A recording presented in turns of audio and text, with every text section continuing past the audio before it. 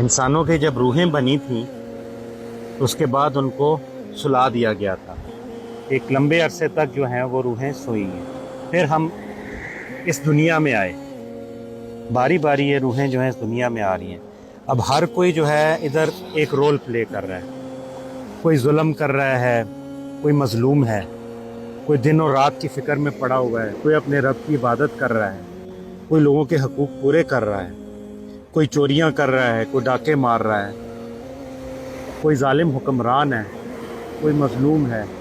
یہ سب رولز اس سٹیج پہ پلے ہو رہے ہیں. مگر یہ رول پلے کر کے انسان جو ہے اس نے اس دنیا سے چلے جانا ہے، اور اس کے بعد ایک لمبے عرصے کے لیے اس نے قبر میں ٹائم گزارنا ہے، اور اس کے بعد جو ہے حشر ہوگا.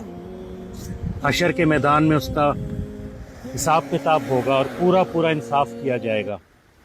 اس کے بعد جو ہے وہ موت کو ایک دمبے کی صورت میں، ایک شیپ کی فارم میں لا کے ذبح کر دیا جائے گا. ہمیشہ کے لیے موت ختم ہو جائے گی، اب موت نہیں آئے گی. اور اس کے بعد جو ہے انسان کو ایک نہ ختم ہونے والی زندگی کا سامنا کرنا پڑے گا، جس میں کوئی موت نہیں ہے. یا تو وہ جنت میں جنت کی فیسلٹیز کو، جنت کی نعمتوں کو انجوائے کرے گا، یا پھر دوزخ کے سخت ترین بدترین عذاب میں وہ مبتلا ہوگا. اب آپ مجھے بتائیں کہ وہ بندہ جس نے اس دنیا میں اچھا کما لیا، اس کی زندگی کیسی ہوگی، اور جس نے ظلم کیا، اپنے رب کی نافرمانی کی، شرک کیا، اس کا کیا انجام ہوگا. حشر کے میدان میں جب وہ نہ ختم ہونے والے معاملات کو دیکھے گا تو جو مجرم ہوگا وہ کہے گا کہ اس دنیا کے برابر بھی سونا ہے تو مجھ سے لے لیا جائے فدیے میں، اور جو ہے مجھے چھوڑ دیا جائے.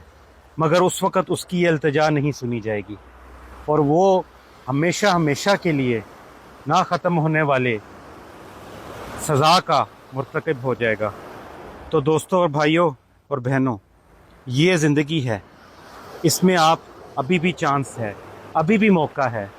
اپنے رب کی طرف رجوع کر لیں، اپنے رب کے لیے سٹینڈ اپ کریں، اپنے رب کے لیے عبادت کریں، اور شرک سے اور کفر سے اور ظلم سے، خصوصاً حقوق العباد سے، کیونکہ وہ معاملات جو ہیں بہت سخت ہوں گے.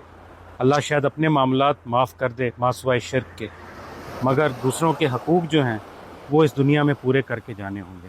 یہ وہ میسج ہے جو میں آپ کو دینا چاہ رہا تھا. اپنا خیال رکھیے گا.